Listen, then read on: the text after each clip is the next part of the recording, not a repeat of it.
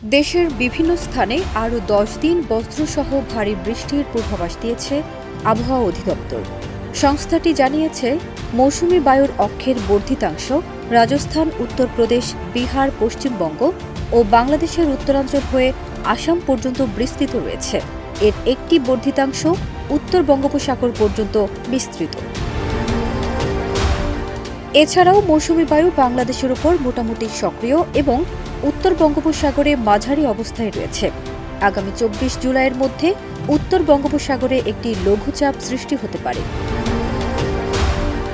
২৩ জুলাই আবহাওয়ার পূর্বাভাসে বলা হয়েছে, ঢাকা, খুলনা, চট্টগ্রাম ও সিলেট বিভাগের অনেক জায়গায় এবং রংপুর, রাজশাহী, ময়মনসিংহ ও বরিশাল বিভাগের কিছু কিছু জায়গায় অস্থায়ীভাবে দমকা হাওয়া সহ হালকা থেকে মাঝারি ধরনের বৃষ্টি বা বজ্রবৃষ্টি হতে পারে।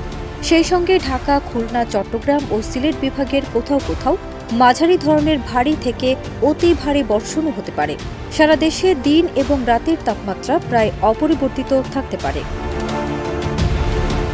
আগামীকাল ২৪ ঘণ্টার আবহাওয়ার পূর্বাভাসে বলা হয়েছে, রংপুর, রাজশাহী, খুলনা, বরিশাল ও চট্টগ্রাম বিভাগের অধিকাংশ জায়গায় এবং ঢাকা, ময়মনসিংহ ও সিলেট বিভাগের অনেক জায়গায় অস্থায়ীভাবে দমকা হাওয়া সহ হালকা থেকে মাঝারি ধরনের বৃষ্টি বা বজ্রবৃষ্টি হতে পারে। সেই সঙ্গে ঢাকা, খুলনা, বরিশাল, চট্টগ্রাম ও সিলেট বিভাগের কোথাও কোথাও মাঝারি ধরনের ভারী থেকে অতি ভারী বর্ষণ হতে পারে। সারা দেশে দিনের তাপমাত্রা সামান্য কমতে পারে এবং রাতের তাপমাত্রা প্রায় অপরিবর্তিত থাকতে পারে। ফারজানা নিকিতা, দেশ রূপান্তর।